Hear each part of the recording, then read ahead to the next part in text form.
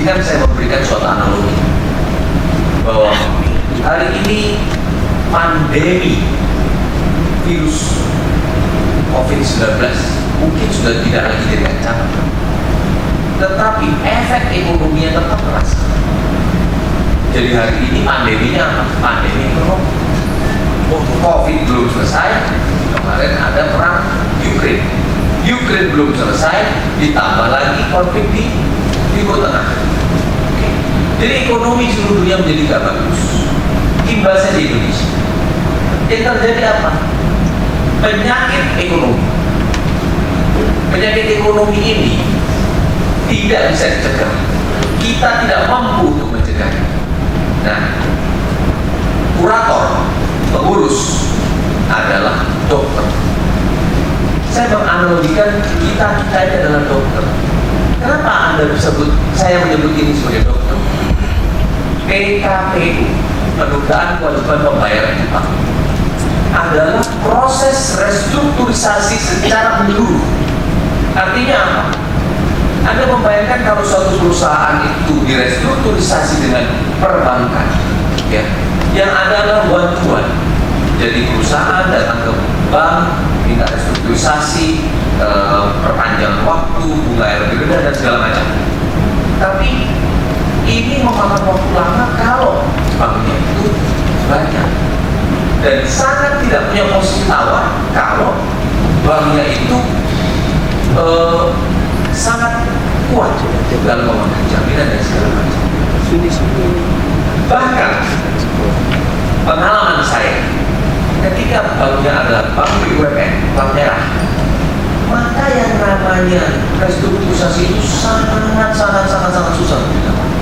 Belum lagi ditambah kekhawatiran, kalau saya restrukturisasi, ada efek bagi direksi nggak di kemudian hari? Umpamanya dianggap merugikan keuangan negara ketika melakukan restrukturisasi. Nah, disinilah PKPU mengambil peran, pengurus mengambil peran. Kenapa? Dalam proses PKPU, perusahaan yang telah batuk-batuk, tadi saya katakan stadium 3, stadium 4, Anda bayangkan, Anda adalah nahkoda dari perusahaan, batuk-batuk gak bisa bayar, pokok gak bisa, bunga gak bisa, tiba-tiba mendapatkan proses PKPU. Apa proses PKPU? Penundaan kewajiban pembayaran utang.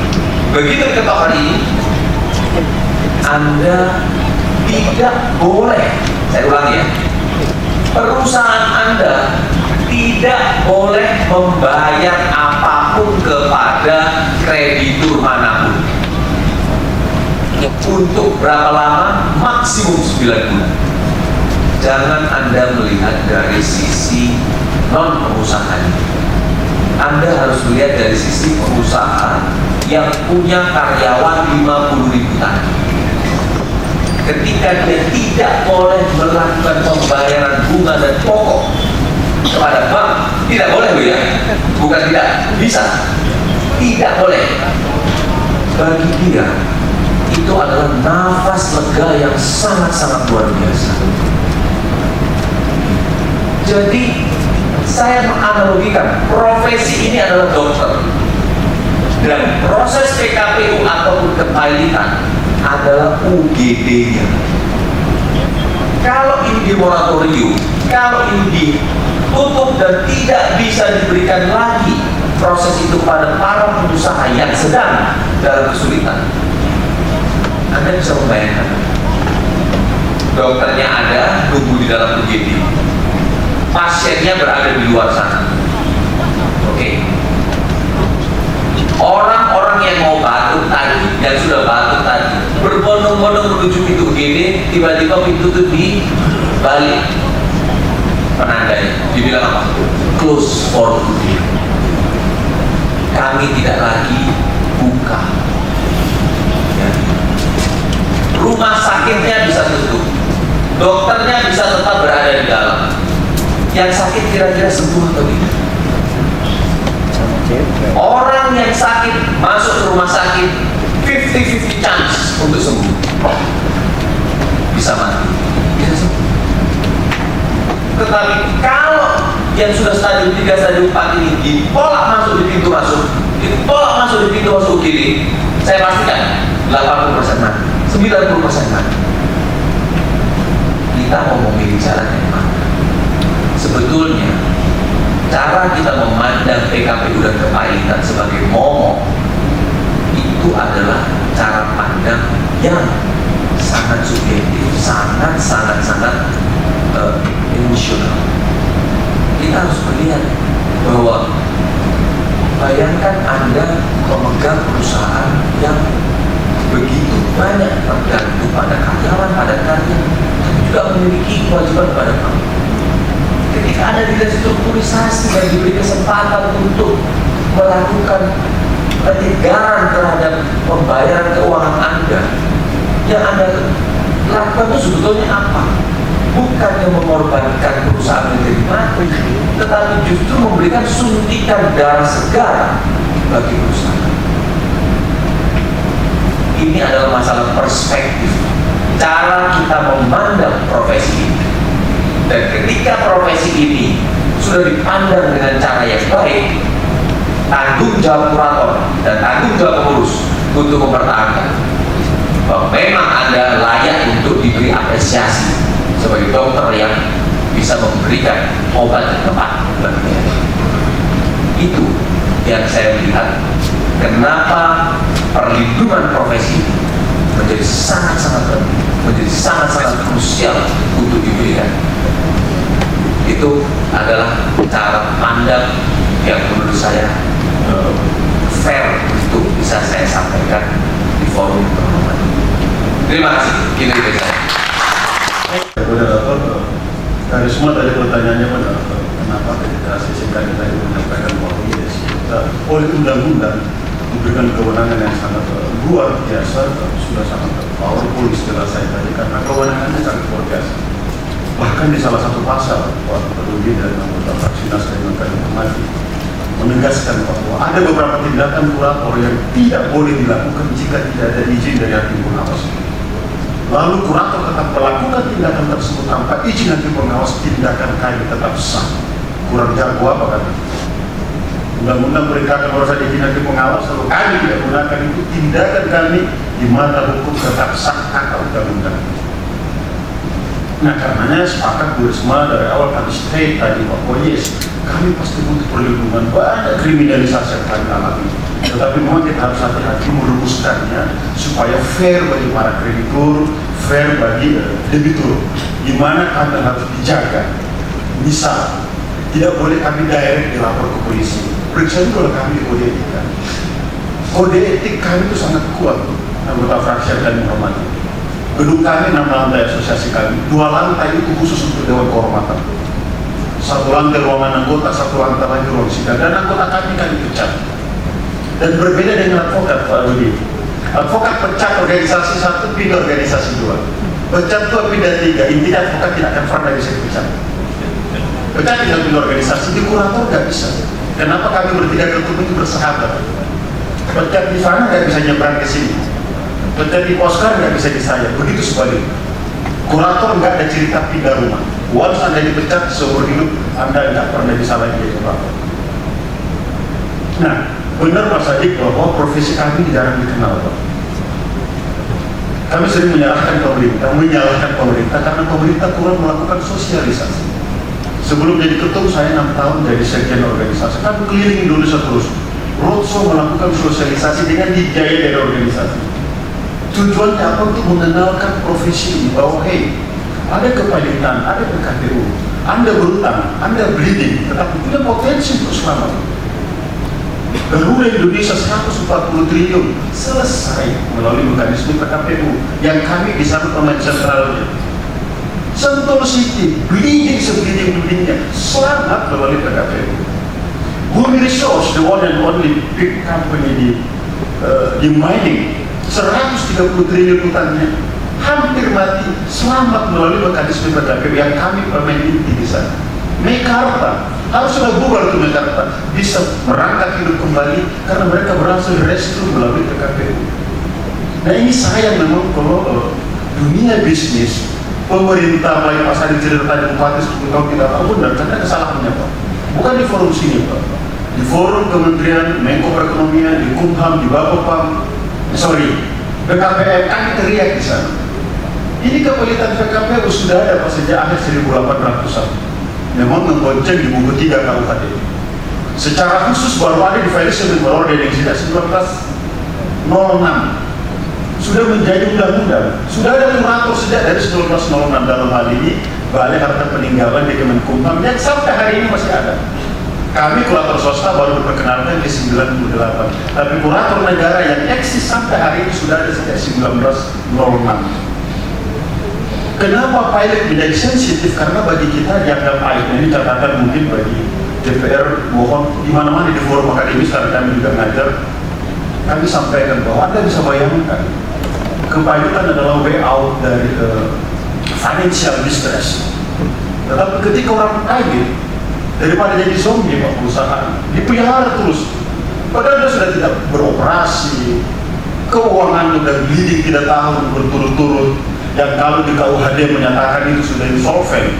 Dan kalau kita lihat 142 Undang-Undang PT menyatakan ketika dia insolven maka dia itu sudah bubar. Tetapi kita di Indonesia ada 2 hal. Satu, kita terlalu melankolis. Oh jangan dong, itu perusahaan generasi ketiga saya, sayang kalau itu peninggalan buyut saya. Dan problem kedua adalah negara yang melahirkan undang-undang kepilitan sebagai way out dari financial distress, negara juga melahirkan undang-undang yang menghukum orang yang baik, menganggap aib orang yang baik. Makanya financial distress, way out dari financial distress. Kenapa? Nggak boleh jadi anggota dewan kalau pernah pilot, nggak boleh ikut pilkada kalau pernah pilot, nggak boleh jadi caleg kalau pernah pilot. Jadi syarat. Padahal kalau mereka itu udah bleeding, ngapain dia jadi zombie? Udah 3 tahun, 4 tahun, 5 tahun, pilotin aja. Satu negara bagian dari Amerika Pak Sajid, itu bisa sampai 2.000 perusahaan yang pilot dalam 1 tahun.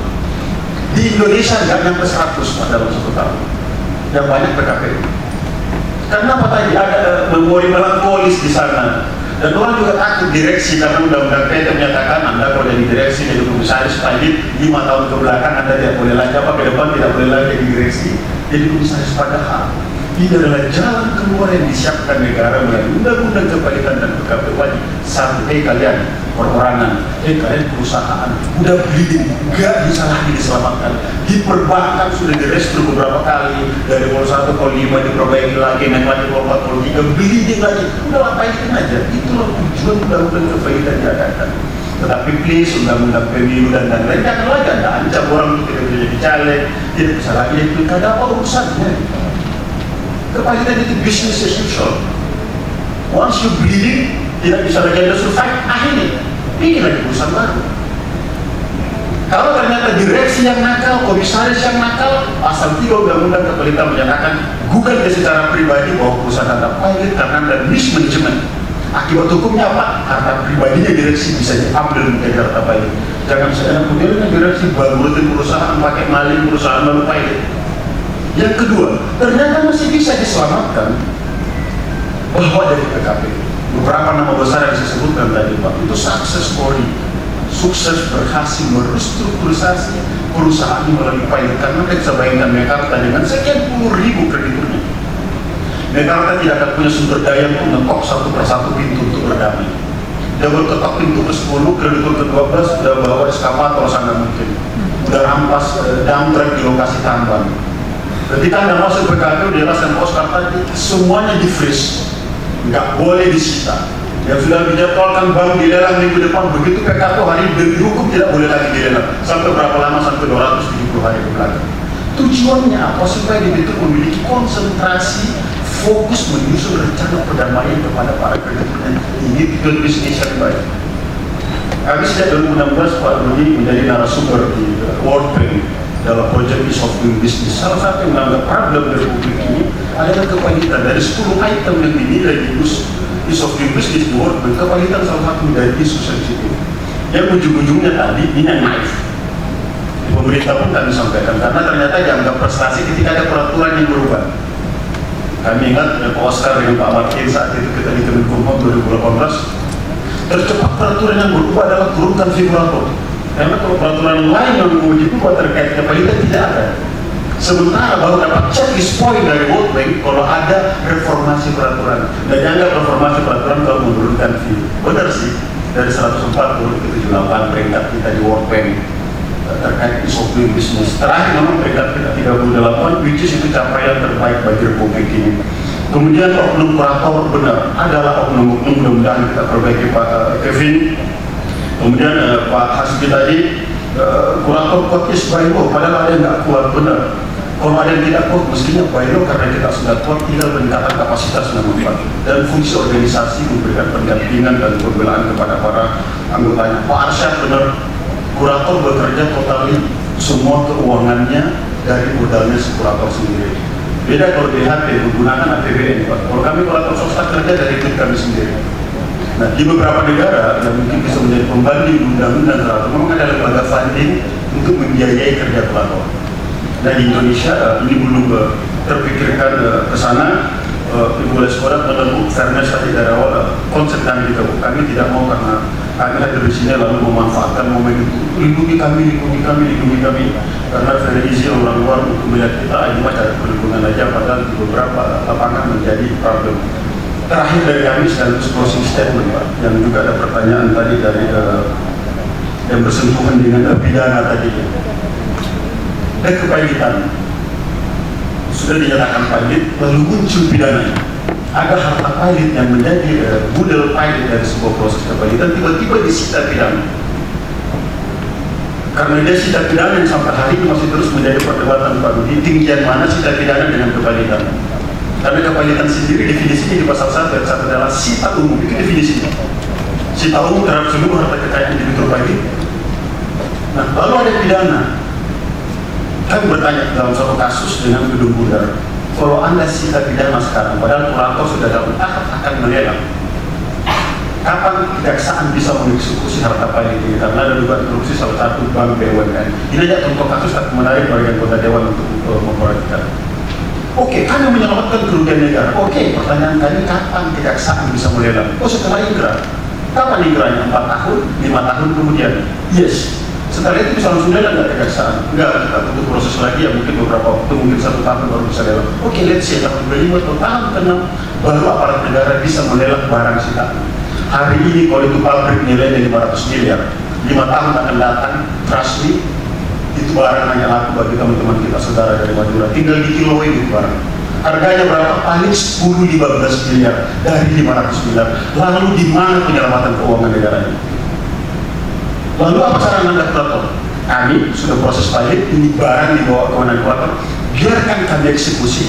Kami lelang, hasil lelangnya silakan simpan Pak Jaksa, Mas mau nyimpan 500 miliar. Oh ini mereka sudah pahit. Oh benar juga, lalu kami dikasih Pak. Kami lelang, selesai terjual kami bawa duitnya. Ini ada duitnya, oh jangan. Serahkan ke bank BUMN tersebut, di kami akan dicatatkan sebagai pengurangan kerugian negara. Itu baru cantik, menyelamatkan keuangan negara dan kami juga dapat fee. Karena kalau kejaksaan dari kami tidak dapat fee. Cocok ya Pak ya. Jadi negara terselamatkan nilai kerugiannya, teman-teman kurator juga sudah bekerja juga mendapatkan haknya. Nah, tapi karena ini lebih pada komunikasi dengan aparat penegak hukum, jauh lebih bagus bagi kurator kalau ini diformulkan dalam bentuk undang-undang nanti Pak. Ketika ada perselingkuhan, kepalitan dengan pidana, maka silakan proses pahit dijalankan. Di naskah akademik RUU kepalitan itu sudah kami masukkan Pak. Kebetulan kami menulis naskah akademik bahwa boleh disita oleh aparat penegak hukum hanya sampai P21. Begitu sudah P21 kan sudah tidak butuh lagi dalam proses persidangan, maka barang ini kemudian boleh dieksekusi oleh kurator, hasilnya kemudian diserahkan ke aparat penegak. Berapa banyak di jalan sepanjang Jakarta Selatan ketika dipasang pelan disita, itu masih cantik tuh rumah. Sekarang kita lewat lagi, udah beradu. Catatan kami selalu, gimana penyelamatan kerugian negara justru melipat gandakan kerugian negara. Terima kasih. Assalamualaikum warahmatullahi wabarakatuh. Waalaikumsalam warahmatullahi wabarakatuh. Saya tadi mendengar usulan pertanyaan masukan dari Bu Risma, Pak Epi dan Mas. Pada intinya bahwa teman-teman ini punya kepedulian dan punya keinginan Pak Rudi, Bu Juli sama Pak Tete agar undang-undang profesi kurator itu menjadi realisasi. Mohon dengan catatan kata kunci dari kami penutup adalah setelah mengadakan diskusi ini, terakhir mohon Yuli, Pak Rudi sama Pak Sandi itu segera undang-undang ini dikebut. Bisa harapan kami. Betul. Karena kami yakin Nasdem ini selalu mempelopori. Nah ini kami berharap banyak dan teman-teman juga sudah mendengar tadi masukan Bu Risma itu paten kali punya ekonomi itu di pas itu untuk segera nanti buat catatan barangkali nanti ada apa namanya ini catatan bahwa segera RUU ini dikebut dalam satu periode ini jadi minimal 3 tahun jadi ya Pak Pak Rudi 3 tahun ya targetnya jadi ya. Jika kita bersama-sama nanti memikirkan bagaimana merealisasikan. Tentu banyak pro kontra. Kalau kami pasti pro, tapi pasti dari pihak yang ada potensi dibalikan kontra. Itu wajar. Sekali lagi terima kasih atas undangannya. Ini kehormatan bagi kami dan bagi teman-teman kurator, dan juga kami berharap mewakili teman-teman kurator apabila nggak keberatan mohon segera fraksi Nasdem menggalang fraksi-fraksi yang lain segera merealisasikan undang-undang ya profesi kurator dan Bila itu bagi saya, wassalamualaikum warahmatullahi wabarakatuh. Terima kasih. Waalaikumsalam warahmatullahi wabarakatuh. Terima kasih juga. Terima kasih Pak. Saya ingin berhitung tadi akan jadi saya setuju bahwa dalam ini kita harus dalam hal itu kita lurus. Jadi dalam sudut pandang kami tidak sebenarnya bahwa kurator yang salah itu kami tidak salah. Saya setuju dalam proses itu, tetapi kita tidak bisa mungkin ada juga pihak Undang-Undang 3 2004 sama sekali tidak ada paling mengatakan profesi sedang mendapatkan kurator sehingga membuat kreditur dengan kreditur itu membuat seenaknya aja. Jadi ini yang saya katakan bahwa saya setuju terhadap kurator yang memang salah kita salahkan, tetapi kita tidak bisa menafikan ada kriminalisasi yang ada di dalam. Bulan Oktober kemarin kami sudah melaksanakan seminar menghadirkan Barreskrim menghadirkan kejaksaan itu menilai juga bahwa kriminalisasi itu ada. Nah ini yang kita perlu jaga dalam undang-undang profesi yang baru. Kita harus jadikan yang mana memang betul-betul perlindungan yang diberikan kepada kurator, yang mana bukan. Jadi saya sangat setuju. Dan kemudian yang termasuk ini belum masuk ke ranah perdata. Karena ranah perdata juga sering dilakukan. Ada teman-teman yang 5-6 tahun ternyata tidak berhasil melakukan pemberesan seperti tadi Pak Devi sampaikan bahwa itu karena ada halangan, ada rintangan.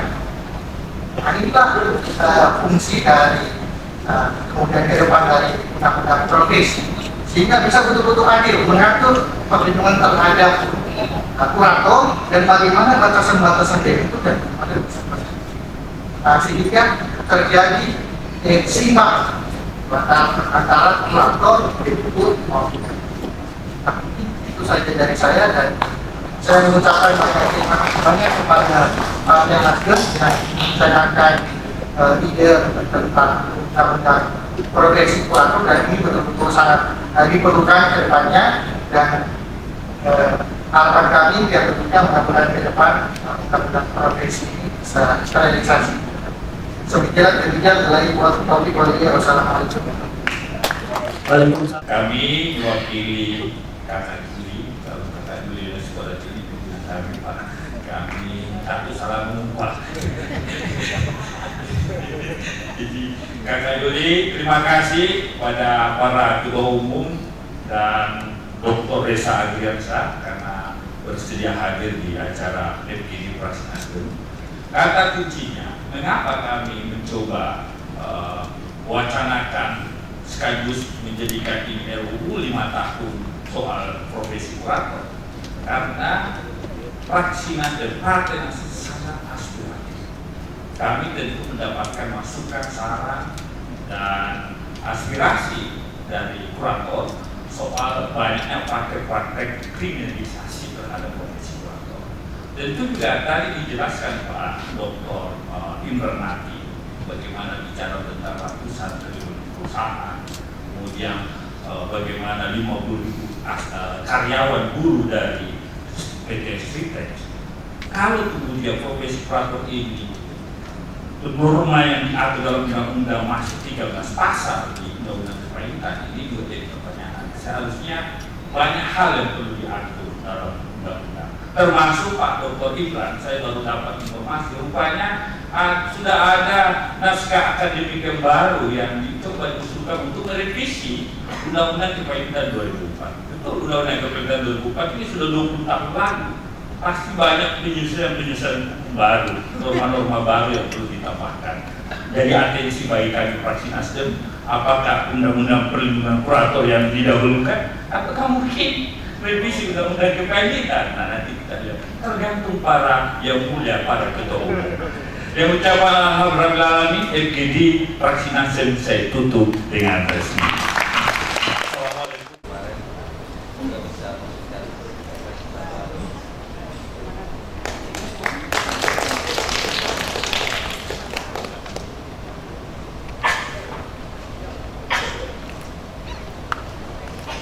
Yo, tahan.